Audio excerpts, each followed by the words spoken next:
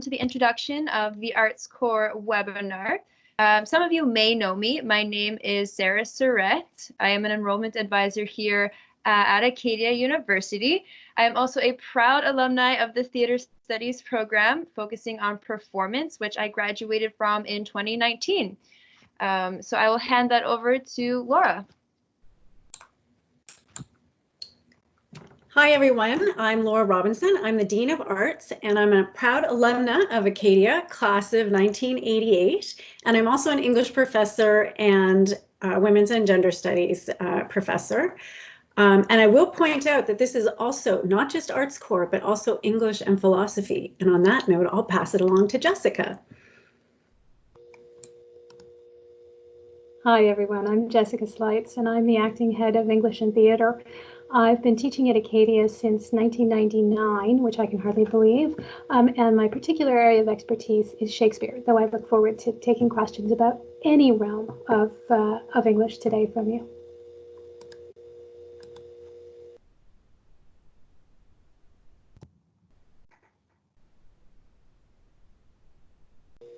Paul?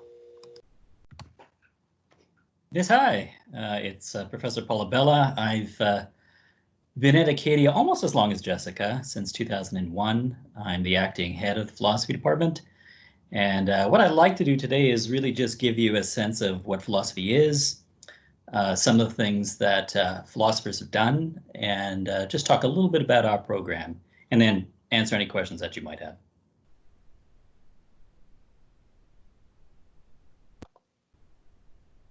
Hi, I'm Hasna, and I am a proud alumna of the philosophy program of 2019. And I also look forward to answering any of your questions as well about philosophy and also just being an art student at Acadia. Hi, everyone. My name's Emily, and I just graduated this past May with an honors degree in English from Acadia. I had wonderful experience in the Acadia English department, and I'm excited to answer any kind of questions you guys might have. Hi, I'm Cheryl McDonald, and I'm the administrative manager in the Dean of Arts office. I've worked at Acadia for a number of years, and I'm also a proud Acadia alumna. So with that being said, I will let Laura take over and take the stage. So the first thing I want to say to you is congratulations, not just for considering and being accepted by Acadia, but for your wise interest in a Bachelor of Arts degree. In many ways, there's no better place to do a BA than Acadia. It's small, you get to know your professors, and there's lots of opportunity to get involved. At Acadia, we're committed to a liberal arts education across campus for all of our degrees. So what do I mean by a liberal arts education? I'm sure some of you might know the answer to that. Some of you might not. The idea is a broad-based education where you take courses in a range of disciplines so that when you graduate, you have a wider understanding of the world. So science students take arts courses, for example. Arts students take science courses, plus a range of different courses in humanities and social sciences. And I'll discuss this in greater detail momentarily when I discuss the Arts Core. But I also want to congratulate you for becoming an arts student, even though I am sure you have heard from people, what are you going to do with that?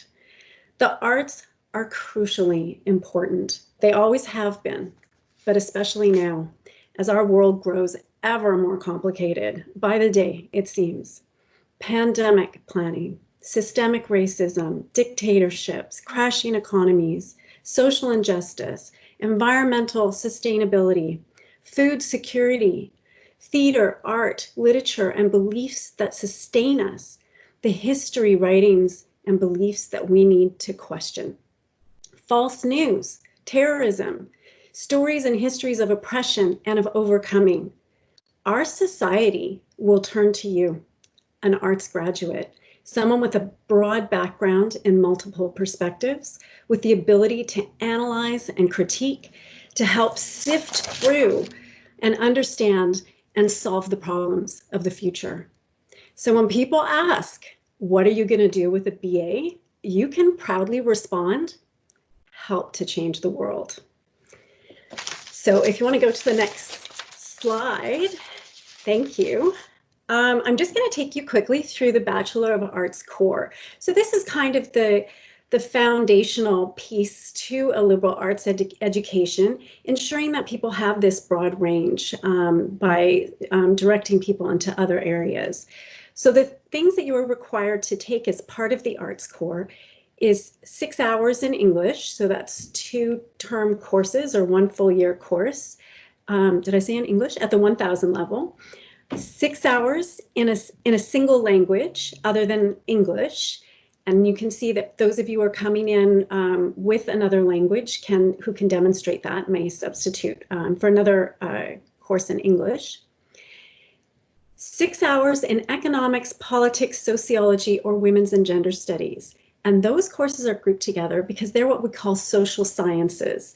And social sciences tend to be the kind of fields that have an empirical methodology to them, so sometimes numbers, but courses that tend to examine human behavior.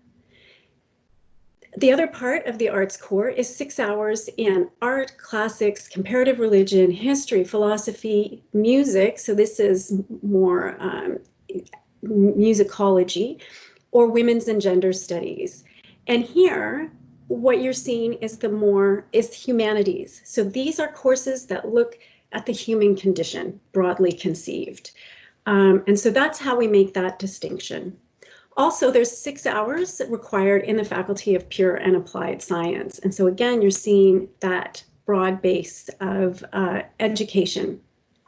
And in this regard, you can take courses in astronomy, biology, whatever your heart desires. I also put in a bit here about the Acadia experience and some advice from your dean.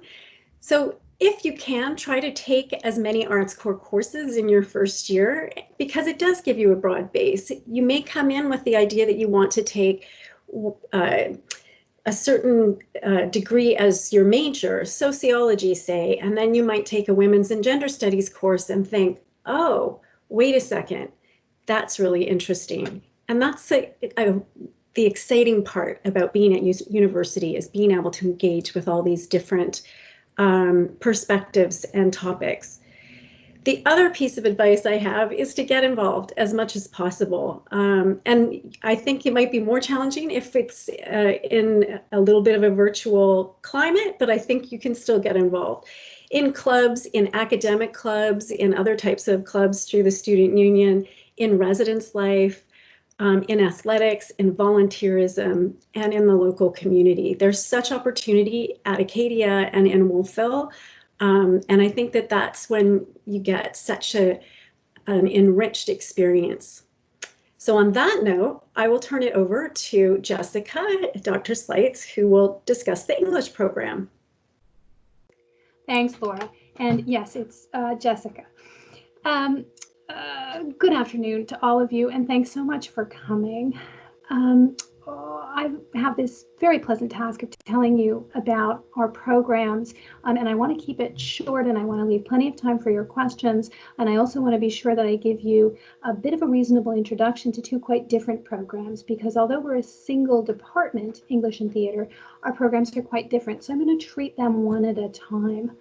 And I'll say first that my experience, certainly as a student back in the day, and more recently as a mom of a recent grad, and as a professor and now a department head, is that the 2 most pressing questions for students entering university tend to be, which program is right for me, and which school will offer me the best experience of that program. So I've designed my comments today to try to help you answer what I see as those 2 key questions.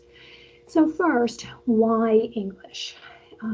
Many English majors decide to join us because they have a long-standing love of books and reading. They're attracted by syllabi with eclectic reading lists and by a discussion-rich environment. And these students come to us excited to encounter new texts, to find familiar favorites, and to work together to explore new ideas. ideas about times and places that are familiar and also ones that are quite distant.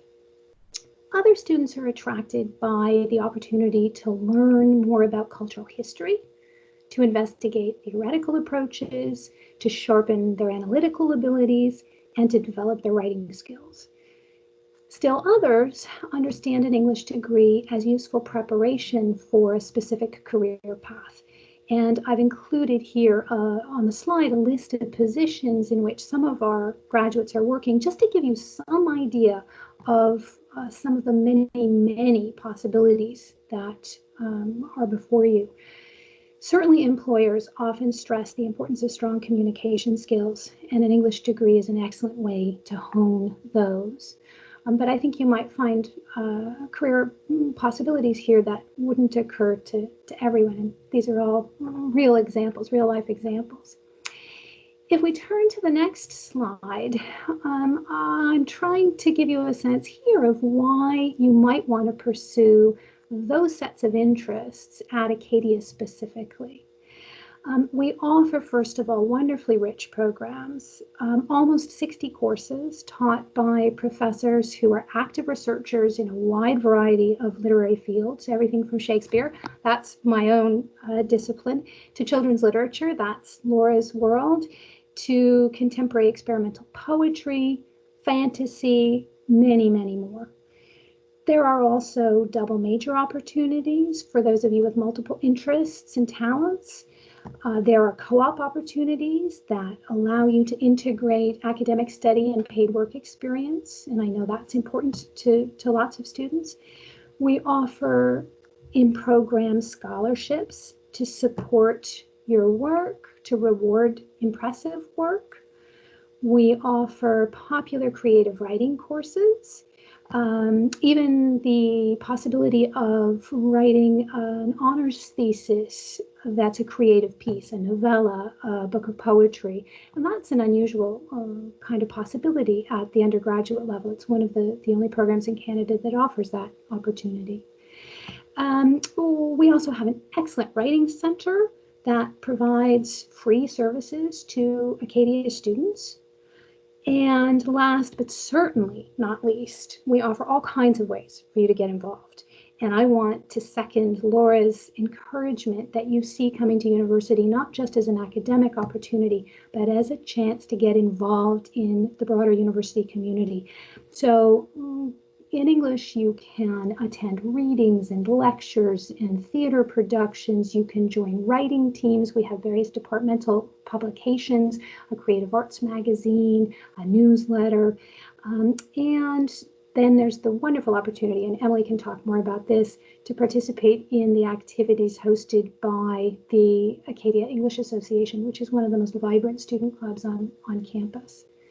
The next slide shows you some ideas about how you might build out a schedule, and you'll find all kinds of support from my office and from recruiting if you're interested in talking about detailed schedules. But this gives you some sense of what your first year might look like.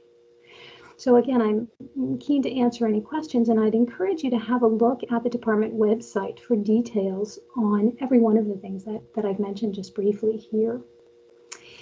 If we can look at the next slide, I'll talk a little bit now about the theater program at Acadia.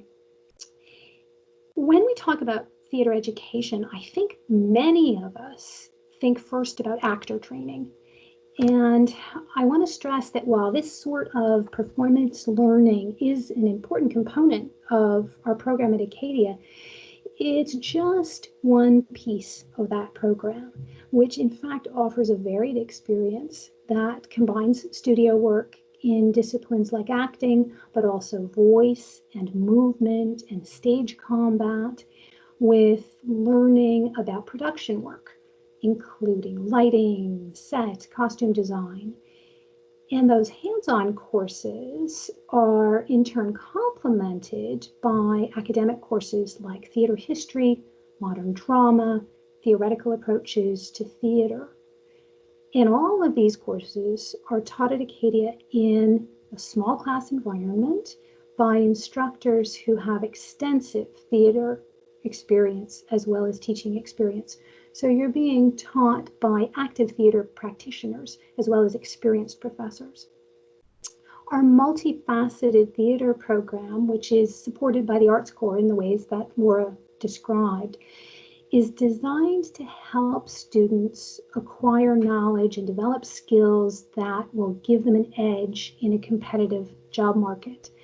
And again, I want to stress some imaginative possibilities here. I think this is excellent training, not only within the world of creative arts, but well beyond that world.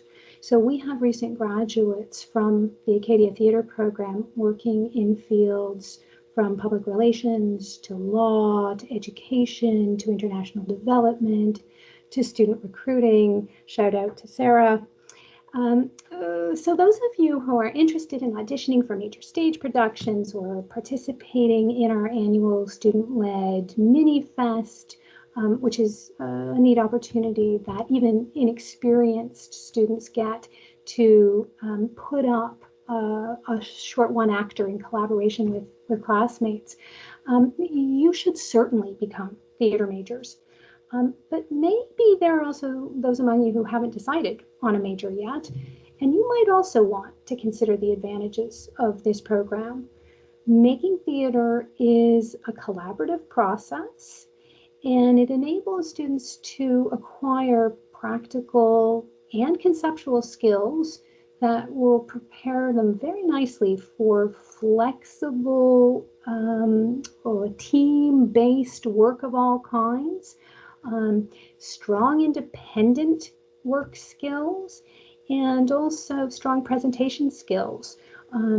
Those are all, I think, important factors in creating articulate citizens of a global community, and also, frankly, marketable skills. If we look at the next slide, it gives you a sense of some of the great fun that happens in production work, and also reminds you of some of the formal advantages to our program. We have separate performance and production streams. That's a kind of unique feature of the program, particularly in one that offers the kind of small class size environment that we do. And I want to stress that there are performance opportunities at all levels. I think often students are restricted in those possibilities in larger programs, and that's a real advantage here. I also want to emphasize, and again, I think Sarah, as a recent graduate, can speak to this, to the rigorous but also very supportive environment that our theater program offers for students from all over and with all kinds of interests and backgrounds. The final slide that I prepared gives you, again, a sense of what a first-year experience might be like. There's plenty of flexibility here to pursue interests of particular kinds, and also a good guarantee with this kind of schedule that you're well prepared to take on upper-level theater courses when the time comes. So again, I'm delighted to take questions about this program at the end of the session.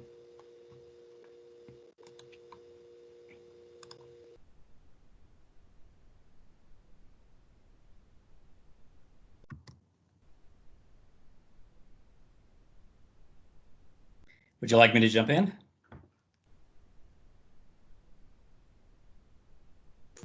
Yes, I'm all done, Paul. Thank you. Okay, thanks, Jessica. Well, first thing I'd like to share with you is a thought that probably many of you don't know what philosophy is. It's not taught in the high schools. I know when I was an undergrad, my very first day of classes, I went into a class that I thought was a psychology class, and sat down in the back row, and the course description was handed out, and I realized I was in the wrong class. And I thought to myself, well, I could leave, but maybe that'd be a bit rude, so I just stayed at the end of the class, and I looked at the course description, and I was surprised that people actually sat around and thought about these kinds of topics that really interested me. And in some ways, that was the moment for me when I went from a high school ethos to a first general sense of what university would be like. So what I want to do is just share with you a little bit about philosophy, a little bit about what it's about, thinking that you probably don't have much exposure, and then talk about some of the questions that philosophy engages. And then I'll also talk a little bit about where some of the students who graduated from our program ended up. Now, on this first slide, I thought maybe I'd just start by describing 9 philosophers, and you get a sense of who are these people who either describe themselves or are described as philosophers. So if you have a look at that slide, and I'll just go sort of from the top down, going left to right, that upper left corner is Simone de Beauvoir. She was a really important existentialist in the 20th century, and she and another philosopher named Jean-Paul Sartre started a movement after the destruction and chaos of the Second World War, which really focused questions on not so much what is the good life, but what does it mean to be authentic? What does it mean to be free? And those were urgent questions in the sort of rubble that came out of the Second World War, particularly in Europe. So she was an important philosopher. She was also a really important feminist. She wrote a landmark book, The Second Sex, which is still read today in feminist courses, still a very important contribution to that tradition. Just next to her, again on that top row, a very different philosopher. This one not from the 20th century, but the 19th century, was a philosopher named Friedrich Nietzsche, very different from Simone de Beauvoir. He was someone who thought hard about what had come out of the Enlightenment in Europe, and he was a critic of that tradition. And you've probably heard phrases or seen them on the bottom of boxes of tea, what doesn't kill me makes me stronger. And I mean, it's a sort of sad epitaph that many of his aphorisms have sort of floated into popular consciousness, but sort of separated from the philosophy that anchored them. So he was a really important critic of a certain tradition in the 19th century. To his right is a contemporary philosopher, Martha Nussbaum. She's someone who's an important theorist in ethics and law. I remember going, when I was an undergraduate, going to a talk that she gave out at Trent University in Ontario. And it was a book entitled The Fragility of Goodness. And it was a kind of analysis of, again, ethical issues, but looking back to the Greeks and then looking to where we are now. And she's still an important theorist with respect to ancient philosophy, but she's also an important contemporary legal theorist. Just going into the second column there, again, starting left to right, you have a philosopher named Immanuel Kant. He was a really central figure in the Enlightenment. So the Enlightenment was very much about the power of reason. And this was also, of course, the period of science, but it was also a period in rethinking things like morality, or rethinking about what the relationship is between religion and social life. So he was a really fundamental figure at the end of the 18th century. Right in the middle of this tic-tac-toe of philosophers that we have is just a sculpture. It's a rendering. We don't know that it's an accurate rendering. It's a rendering of Plato. And there's many people who've suggested that in some sense, the Western tradition in ethics and in politics is a sort of extended footnote to Plato. So he was a giant of thinkers in the Greek period. To his right is Hannah Arendt. She was an important 20th century thinker. She wrote a famous book on the Eichmann trial, which was the trial of a Nazi who was captured by the Israeli security service and put on trial in Israel. And she coined a phrase, the banality of evil, which was a kind of analysis that moral wickedness didn't have to be obscene. It could be very ordinary. And that was part of the horror of evil in the 20th century. So she's a fascinating figure and made lots of interesting contributions in ethics and political theory. If you skip down to the bottom column, again, left to right, you have Kwame Appiah, a contemporary philosopher, British born, but someone who certainly looked to his African roots as informing his philosophy. I ran into his work in the context of work I was doing on meritocracy, which is a kind of theory about how politically we order societies in liberal states, where we put a lot of emphasis on merit. And there's been some contemporary thinkers, Appiah included, who've suggested maybe we also need to be attentive to other features of human engagement. We're thinking about what a just society looks like. It might not just be, or principally be, about merit. So he's a really interesting contemporary philosopher. That bottom row right in the middle, John Stuart Mill, a really important liberal thinker of the 19th century. And there's so much of Mill that's been digested in contemporary social, political life. And in some ways, when I teach Mill, I think the students, the first thing they have to get over is, well, tell me something I don't know. But when Mill was writing it, it was pretty revolutionary. And there's still a lot of really interesting argument and claims baked into Mill's approach that resonate, I think, in the 21st century. And then the last figure we have there who calls himself a philosopher, or was called a philosopher, is Ludwig Wittgenstein. And Wittgenstein was this very iconoclastic thinker in the early and middle part of the 20th century. And he was somebody who thought hard about the relationship of language and the world, of how we represent objects, how we make logical judgments about them. And in his later career, he also developed very influential theories about the ways in which human practice and human norms inform how we represent the world. So it might well be the case that there's deep features of human culture and normativity involved in when we think about the objective character of the world. So there's a kind of panoply, 9 different figures, very different from very different periods, but it might give you a little bit of a sense of some of the things that concern philosophers. Now, if we can just move to the second slide, you'll see on the upper left there, you're not going to have in your whole lifetime an opportunity to really engage with challenging ideas. There'll be lots of things as you get deeper into your 20s, your 30s, and your 40s, which in some ways, rightly, will crowd out the time you have now to engage in this kind of reflection. It's a real kind of privilege, and the time goes by very quickly before the world of fairly mundane concerns swamps that. So I really recommend in the time that you have while you're at the university, really digging in to challenging ideas. And I think philosophy as a discipline arguably is as good as any across the different disciplines in challenging us on some of those ideas. So I've put in, with respect to what we do in terms of questions, really fundamental questions. What is the good life? We tend to think about that in terms of morality, but morality isn't a kind of Sunday school lesson. It isn't something that you're sort of memorized and quizzed on. It's thinking about what's the best kind of life.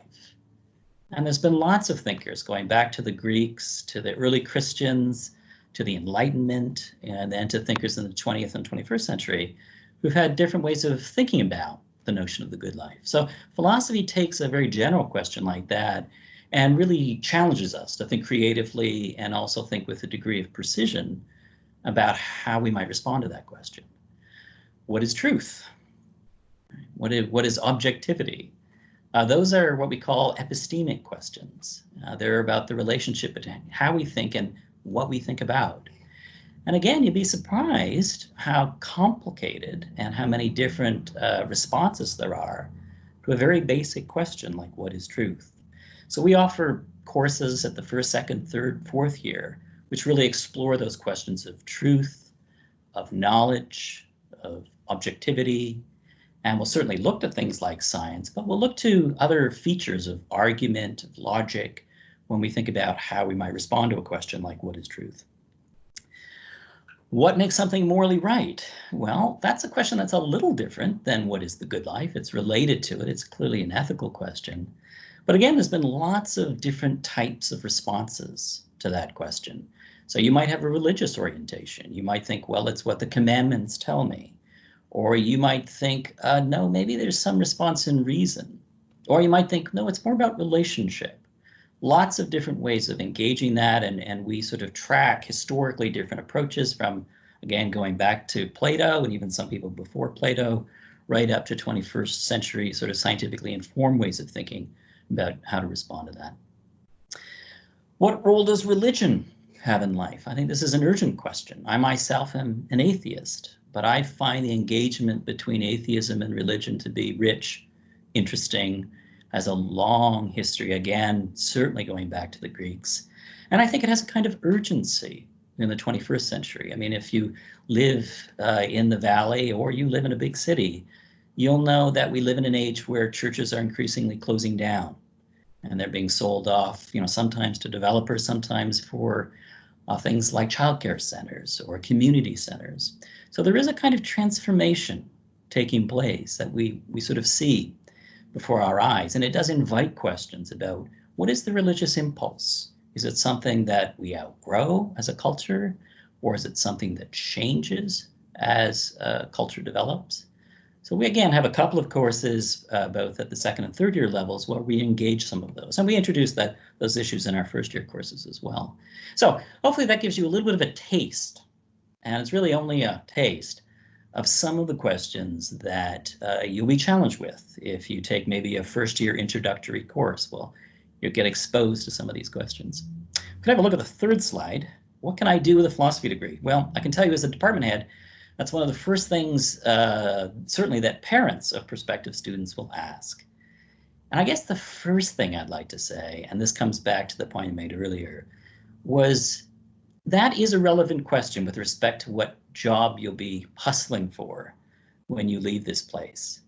But your time at this place is unique. As I say, it's not going to come around again. So as important as it is to think hard about a career, perhaps it's not the most important question when you're entering university. You're stepping into something new, and that should be exciting.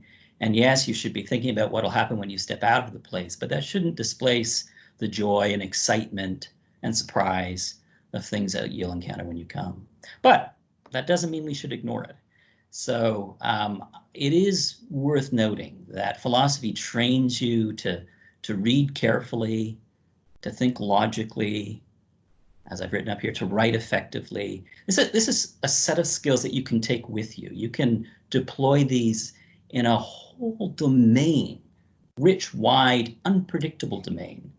I mean, if anything that the advance of technology has demonstrated to us is that you can't anticipate what the job market's going to look like 10, 15, 20 years from now.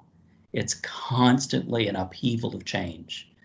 So what I think you want, most importantly, to equip yourself when you're thinking about things like a career when you leave university is, what is the best kind of skill set that's plastic enough that can be used in many different domains, that isn't going to become obsolete?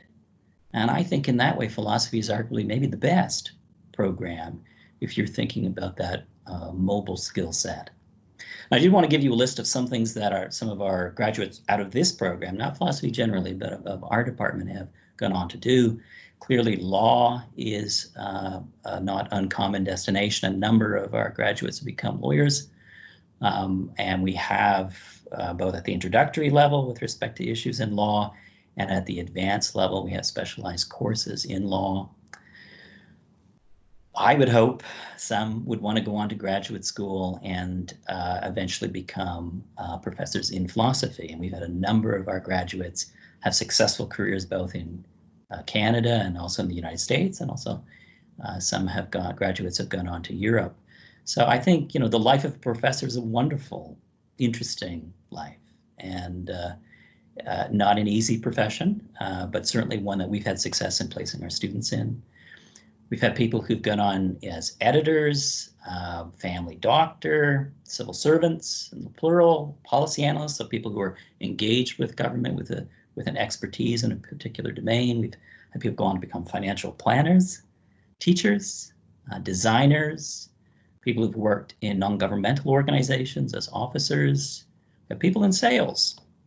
We had one student from my early days in the program who earned her degree here, went on to earn an MA in philosophy at U of T, and then she'd been doing philosophy in what we call philosophy of mind, and then went on to become really interested in the sort of physiology of mind, and then decided she wanted to get onto the medical side of that, earned a medical degree out in Newfoundland, and then became a specialist in Montreal in neurology, and now works in neurology as a neurosurgeon. That is not something anyone could have expected when she began the program, but that's where she landed. We've had people go into business, and we've had people in various forms of administration. So a whole host of possible career paths. And I'd say if there's maybe one thing that unites them, it is that mobile skill set that philosophy gives you. I should also mention in terms of students, and I'm sure our graduate student will mention it as well. I've told you a bit about the program, a bit about philosophy and what philosophers do. We also have a philosophy society. So if you are here and you take a philosophy course, you're certainly welcome to engage with the philosophy society. It's a student-run organization. Some years it's very active, some years it's not as active, but it's really a function of the degree to which the students want to take that and run with it. But I certainly found as an undergraduate that student-led philosophy society was really fundamental to learning and talking about philosophy, and that is an important part of the philosophical tradition. So I think if you do decide to take a philosophy course and get a little taste of the discipline, you will find also a supportive body of students as well. Okay, thank you, and I look forward to answering any questions you might have.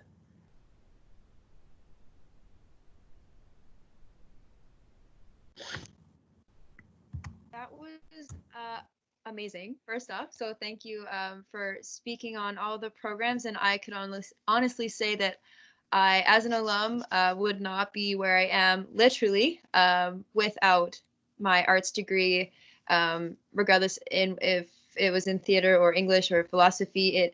It all is very, very applicable to everyday life. So I appreciate it and thank you all. We are going to turn it over to our alumni and our current students here.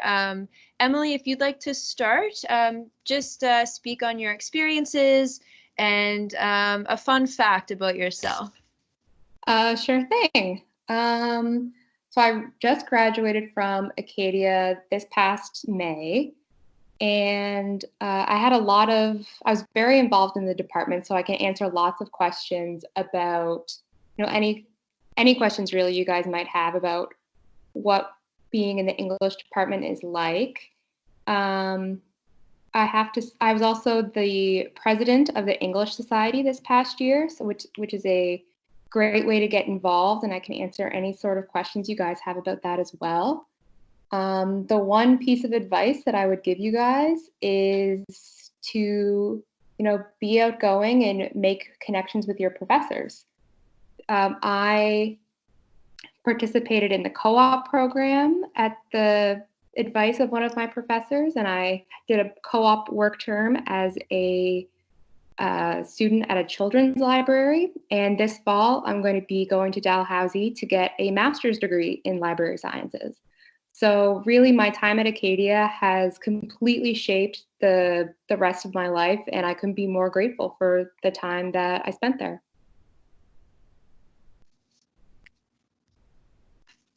That sounds like loads of fun.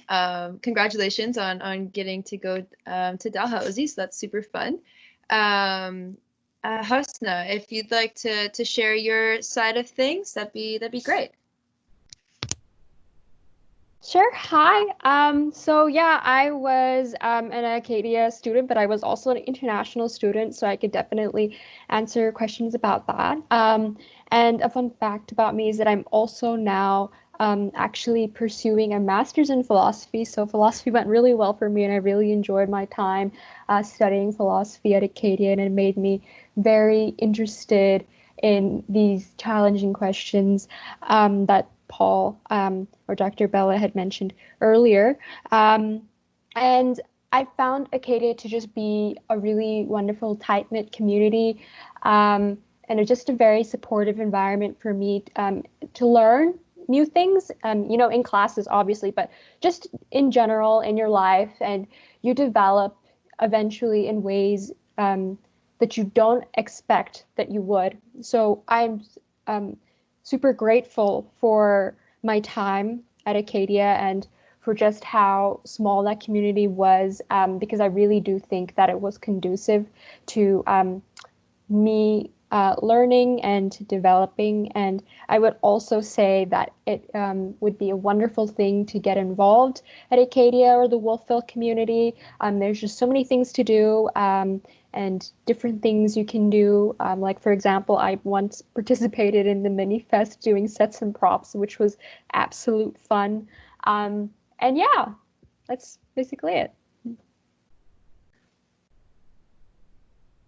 Awesome. I always like to hear what other students and other faculty or programs have participated in any of the mini fest or theater programs. That's really cool. I just have a few questions for you, both of you. So Emily, we'll start with you and say, what was life like at Acadia? And maybe for those students who are unable or haven't been able to visit campus yet, maybe try to talk about Wolfville a little bit more. Yeah, sure thing. Wolfville is a really beautiful community with a lot of really welcoming people in it. I remember when I took my tour of the campus back when I was in grade 12, my tour guide said that it takes about 10 minutes to walk from one side of campus to the other, but it'll always take you a little bit longer because you'll always stop and run into someone that you know. And I always thought that that was kind of an exaggeration and it couldn't possibly be true, but it is absolutely 100% true. Whenever you go anywhere, you're always going to run into somebody that you know and that you want to talk to because the community is really small and it's really vibrant. And there's a lot of really awesome opportunities to get involved in the community. When I lived in Wolfville, I lived really close to the farmers market. And on Wednesday evenings and Saturday mornings, it's a really great place to hear some local music and eat some local food. And I really, really recommend it. And it's really just a beautiful, beautiful town. And you guys should be I'm actually heading back there today. I'm living in Halifax right now, but I'll be spending the weekend in Wolfville because I just can't get enough of it. So you guys have a lot to look forward to in living in Wolfville. Awesome. Thank you. And Husna, what about you? I totally agree with what Emily had just said. And I found it to be a really small place, but you do run into a lot of people who you know as well, and you catch up all the time. You just can't stop seeing people wherever you go. And I also did live close to the farmers market, so going there Saturday mornings was always fun.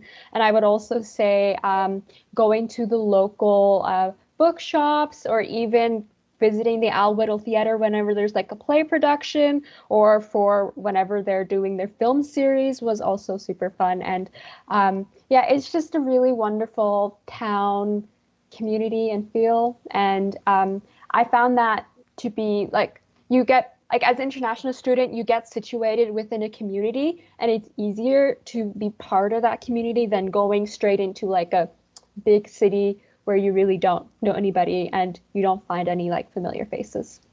Yeah. What was your favorite aspect about your area of study and why did you pick philosophy? For me, I actually didn't come in as a philosophy major. It was because I was just taking a whole bunch of courses in my first year. I was originally a math major, and I just ended up taking philosophy because I think I was signed up for math as an art student, so I still had to do the arts core. And so I took philosophy. I ended up just becoming more interested in it. And I think part of that interest stemmed from just how it was presented by the professors. You have a really small faculty within philosophy and they get to know you. They're encouraging, they're supportive. They tell you can come by my office whenever you'd like. I have office hours. So yeah, I think it was the questions and the material that was presented to me, but also on top of that, just how the professors were. I think I would have been more intimidated by it in like a bigger setting where professors were not maybe as encouraging. Yeah, totally fair, totally accurate as well. Emily, what was your favorite aspect of your field of study and what made you choose English? I have to agree with Husna on this one. My professors absolutely made my degree for me. They were always super open and welcoming for questions. I really recommend getting to know your professors really well. But in my first few years of my program, something that I really enjoyed was when you're an English student, you have to take one course from each of the different chronological periods from around the world. And I really enjoyed that opportunity to get to a little bit of a taste from each of the different time periods and places. And then that way I could kind of get a general view of everything and then figure out what I wanted to hone in and focus on a lot.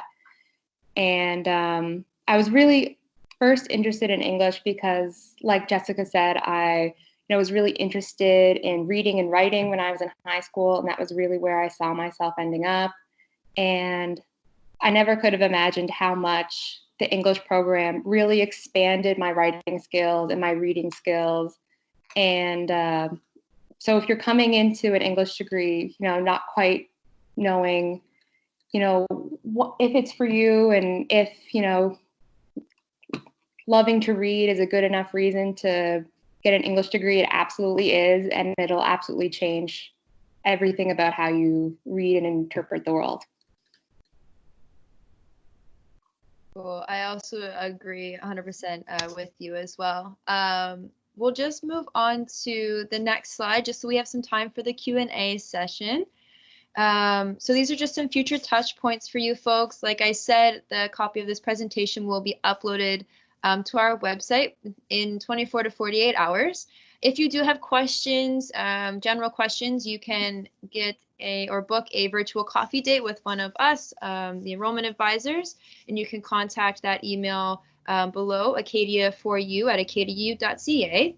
And then if you have questions regarding English and theater or philosophy or any of the other programs, the contact emails are there as well. For English and theater, you can contact Liana, and then for philosophy, Sarah. But feel free to email us and we can direct you in the right path there for that as well. Now it's your guys' turn to ask any questions that you may have. I myself, as a theater alumni, we have the English alumni and the philosophy. So if it's any student-based questions, feel free to point out to us. If it's program questions, then feel free to reach out to Laura or Jessica or Paul. And take it away. If you would like to ask a question via a microphone, you can type RH in the chat box, or there's a raise hand button on the screen there.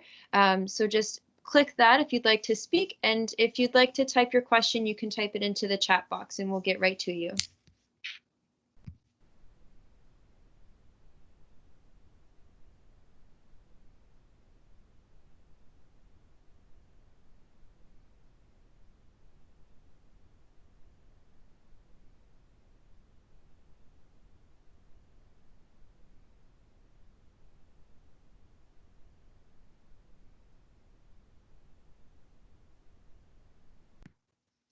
Laura, your hand is raised there. I do. I have a question for Okay. Husna and Emily. I was just wondering what if you stayed in residence and what residences you were in and what you thought of residence life.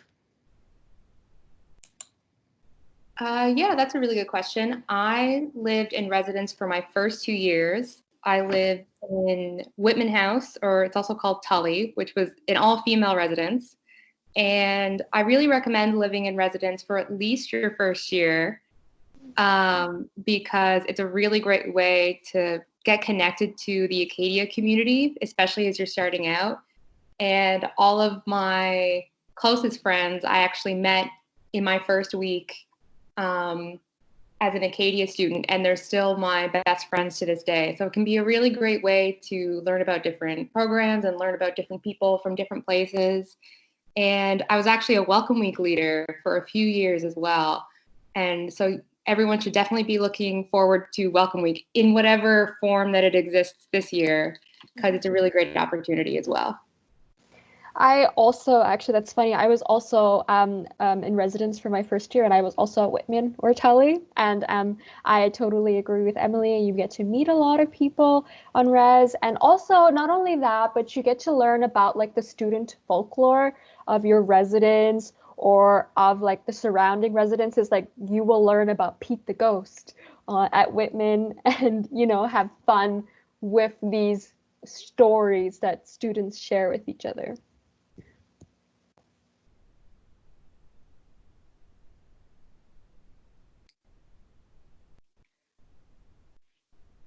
Does anyone else have any other questions?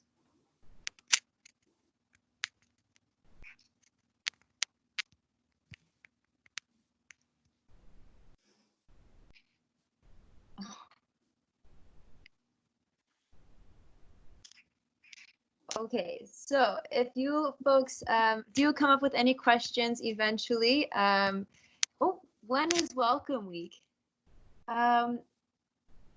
Maddie, I'm not sure if you know the answer to this, or if you're able to speak on that at all.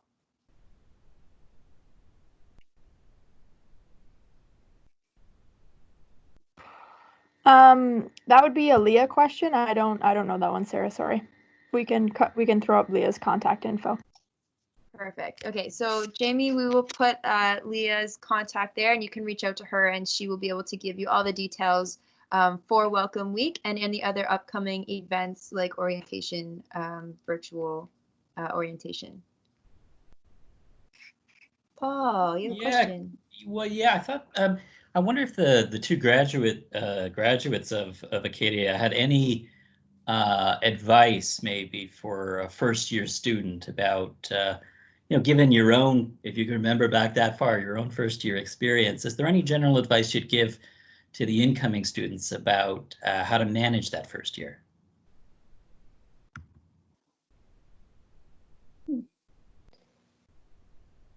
I'm not sure if I have really good advice because I barely managed my first year, but in retrospect, I would say that, approaching your classes with interest rather than feeling like you have to trudge through it is one thing. So take classes you're interested in and try to think of this as a time of, broadening your horizons, and like make friends, be open to new experiences, try to get involved a little bit, but like obviously take time for yourself as well. So I think it's just a matter of balancing, what you need versus as well as opening yourself up to new experiences. Yeah, I think that's a really good answer. I would also add that, being in first year can be kind of, it can be different, really different from high school because you have a lot more freedom than you did before. But I would really recommend going to class. And it seems like a really simple thing to give out as a piece of advice now, but trying your best to go to all of your classes every single week can really make a difference in your experience as a student. And really using your first year and your arts core as a way to explore different opportunities and different subjects.